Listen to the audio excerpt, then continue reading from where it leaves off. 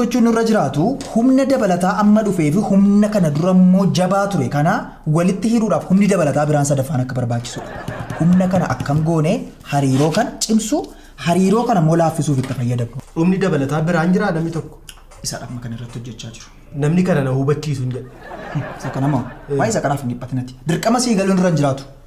Maal jechuu akkan barbaade sii galeennaan maal jechuuf akkan deemaa jiru sii galuun salphaa. Maal goonaa qaamni dabalataa sadaffaa kun nama muuxannoo qabu kana dura hojii kana milkeessa nama beeku ta'utu irra jiraata. Miishinii kana eenyutu fudhataa sii galee wantoota hojjetu baay'ee salphaadha.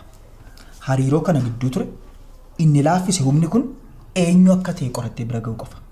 Dogoggorri tokko sekeendii jedhamerraa sekeendii maayikiroo sekeendii dudduubatti deebitee jennaan jireenya kee keessaa waan dudduubatti deebitu jira. Beetta. Miishiniin kun